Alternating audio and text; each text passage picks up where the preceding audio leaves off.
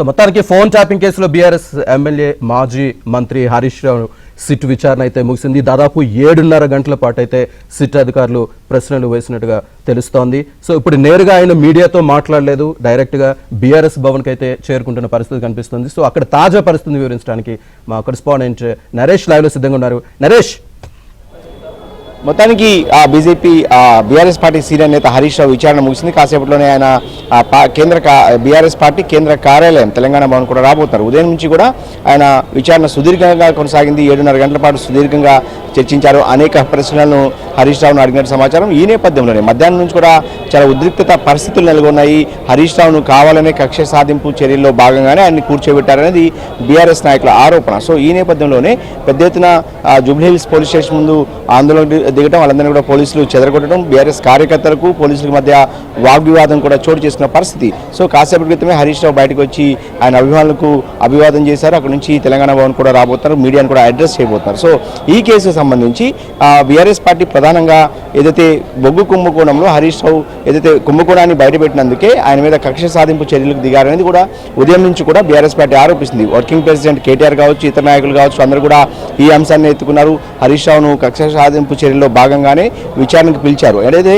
విచారణలో ఏదైతే సాక్షిగా విచారణకు పిలిచి 7 గంటల పాటు విచారించడం సరైంది కాదు, కావాలనే హరీష్ రావును ఇంత కక్ష సాధింపు చర్యలకు దిగుతున్నది ప్రధానంగా బీఆర్ఎస్ పార్టీ అంటుంది. ఇక నాయకులంతా కూడా ఉదయం నుంచి తెలంగాణ భవన్లో వేచి చూస్తున్నారు. కేటీఆర్ ఈ విచారణకు సంబంధించి ఎప్పటికప్పుడు సమీక్ష చేస్తూ ఇక్కడ నుంచి కూడా మానిటరింగ్ చేస్తారు. హరీష్ రావు విచారణ సందర్భంగా నాయకులంతా కూడా ఉదయం నుంచి మొదట తెలంగాణ భవన్కి వచ్చారు. ఇక్కడ నుంచి భవన్లో ముఖ్య నాయకులంతా కూడా సమావేశమయ్యారు. అంతకంటే ముందే హరీష్ రావు ఈరోజు ఉదయం న్యాయవాదులతో సమావేశమయ్యారు ఆయన నివాసంలో. సో ఈ విచారణలో భాగంగా ఎలాంటి ప్రశ్నలు ఎదురుగాబోతున్నాయి, వాటికి ఎలాంటి సమాధానాలు చెప్పాలి, ఈ ఫోన్ ట్యాపింగ్ వ్యవహారంలో తన పాత్ర ఏమీ లేదనేది కూడా మొదటి నుంచి హరీష్ రావు చెప్తారు. ఇక సుప్రీంకోర్టు డైరెక్షన్ ఇచ్చినప్పటికీ కూడా సుప్రీంకోర్టు డైరెక్షన్ కూడా లెక్క చేయకుండా విచారణకు పిలవడం సరైనది కాదు అనేది బీఆర్ఎస్ పార్టీ ఆరోపిస్తూ వస్తుంది. మధ్యాహ్నం ప్రెస్ మీట్లో మాట్లాడిన కేటీఆర్ కూడా చాలా పెద్ద ఎత్తున తీవ్ర విమర్శలు చేశారు ముఖ్యమంత్రి రేవంత్ రెడ్డి, కాంగ్రెస్ ప్రభుత్వం టార్గెట్గా. సో ఈ వ్యవహారాన్ని పెద్ద ఎత్తున ప్రజల్లోకి తీసుకెళ్లాలని చెప్పి బీఆర్ఎస్ పార్టీ నిర్ణయించింది. మున్సిపల్ ఎన్నికల కంటే ముందు బీఆర్ఎస్ పార్టీ అదేవిధంగా హరీష్ రావును ఇబ్బంది పెట్టడానికే ఈ చర్యలకు పూనుకున్నారనేది బీఆర్ఎస్ ఆరోపిస్తూ వస్తుంది. ఇక హరీష్ రావు విచారణ తర్వాత తెలంగాణ వరకు వచ్చి ఆయన మీడియాతో కూడా మాట్లాడే అవకాశం కనిపిస్తుంది. సో కొన్ని నిమిషాల్లోనే ఆయన తెలంగాణ వరకు చేరిపోతారు. ప్రస్తుతం తెలంగాణ భవన్ వద్ద ఉన్నాం. పరిస్థితి చూడొచ్చు ఒక్కసారి. నాయకులంతా కూడా ఎదురు చూస్తున్నారు హరీష్ రావు రాక కోసం. సో హరీష్ రావు కొన్ని నిమిషాలను ఇక్కడికి చేరుకోబోతున్నారు. ఆయనకి ఘన స్వాగతం చెప్పేదానికి బీఆర్ఎస్ పార్టీ నాయకులు కావచ్చు, శ్రేణులు కావచ్చు వెయిట్ చేసిన పరిస్థితి.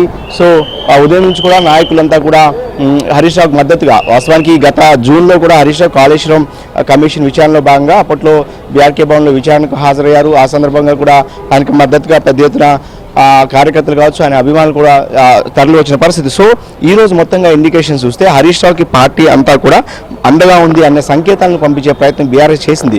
ఏదైతే నిన్న రాత్రి 8:30 గంటల ప్రాంతంలో ఆయనకి నివాసానికి వెళ్ళి సిట్ నోటీసులు ఇవ్వటం, సిద్దిపేటలో ఉన్న హరీష్ రావు వెంటనే తిరిగి నివాసానికి చేరుకోవటం, ఈరోజు ఉదయం ఏదైతే కేటీఆర్ వర్కింగ్ ప్రెసిడెంట్ కేటీఆర్ కూడా ఇక్కడికి చేరుకోవడం. సో మొత్తానికి పెద్ద ఎత్తున కేటీఆర్ కూడా నివాసానికి చేరుకుని హరీష్ రావుకు మద్దతుగా నివాసానికి వెళ్ళారు. తర్వాత నాయకులంతా కూడా ఆ నివాసానికి వెళ్తే ఆయనకు మద్దతుగా నిలిచారు. సో మొత్తంగా బీఆర్ఎస్ పార్టీ హరీష్ రావుకు మొత్తంగా కూడా అండగా ఉందన్న సంకేతాలను అటు క్యాడర్కు ఇటు ప్రజలకు పంపించే ప్రయత్నం చేసింది.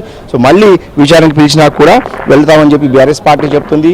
ఇంకొక వైపు హరీష్ రావు చాలా తీవ్ర ఆరోపణలు చేశారు. ఈరోజు ఉదయం ఏదైతే ముఖ్యమంత్రి రేవంత్ రెడ్డి కావచ్చు, కాంగ్రెస్ ప్రభుత్వం టార్గెట్గా పెద్ద ఎత్తున ఆరోపణలు చేశారు. సో ఇలా పసలేని కేసులో కావాల్సి అటు సుప్రీంకోర్టు చెప్పినప్పటికీ కూడా మాట వినకుండా సుప్రీంకోర్టు గైడ్లైన్స్ కూడా పక్కన పెట్టి విచారణ పిలిచారనేది పెద్ద ఎత్తున ఆయన ఆరోపణలు చేశారు. ఇంకొక వైపు ఈ అంశంలో బీఆర్ఎస్ పార్టీ అటు బీజేపీని, కేంద్ర మంత్రి కిషన్ రెడ్డిని కూడా టార్గెట్ చేసింది. వాస్తవానికి ప్రస్తుతం కిషన్ రెడ్డి కోల్ మినిస్టర్గా, కేంద్ర ఏదైతే కోల్ మంత్రిగా కొనసాగుతున్నారు. సో ఈ నైని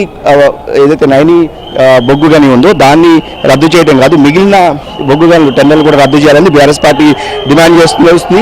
అదేవిధంగా కిషన్ రెడ్డికి ఈ బొగ్గు కుంభకోణంలో వాటాలు ఉన్నాయి, అందుకే ఆయన ఎక్కడ కూడా మాట్లాడలేదని చెప్పారు. హరీష్ రావు చేరుకున్నారు, బీఆర్ఎస్ కార్యాలయం చేరుకున్నారు. అభిమానులంతా కూడా పెద్ద ఎత్తున నినాదాలు చేస్తారు, హరీష్ రావుకి మద్దతుగా నినాదాలు చేస్తారు. ముఖ్యమంత్రి రేవంత్ రెడ్డికి వ్యతిరేకంగా, కాంగ్రెస్ ప్రభుత్వానికి వ్యతిరేకంగా నినాదాలు చేస్తున్న పరిస్థితి. సో హరీష్ రావుకు అనుకూలంగా పెద్ద ఎత్తున నినాదాలు చేసిన విజువల్స్లో మనం చూస్తాం. హరీష్ అన్న జిందాబాద్ అంటూ కూడా పెద్ద ఎత్తున నినాదాలు చేసిన పరిస్థితి. అదేవిధంగా చాలాసేపు దాదాపు 8 గంటల తర్వాత ఆయన ఈ తెలంగాణ భవన్ నుంచి ఈరోజు ఉదయం 10:30 గంటల ప్రాంతంలో ఆయన సిట్ విచారణకు వెళ్ళారు. తిరిగి ఇప్పుడు 6:40 నిమిషాల ప్రాంతంలో ఆయన మళ్ళీ తిరిగి చేరుకున్నారు. దాదాపు 8 గంటల తర్వాత హరీష్ రావు వచ్చిన నేపథ్యంలో ఆయనకి పెద్ద ఎత్తున స్వాగతం పలికారు. తెలంగాణ భవన్ పరిసర ప్రాంతాలన్నీ కూడా ఆయనకి అనుకూలంగా నినాదాలు చేస్తున్న పరిస్థితి చూస్తున్నాం.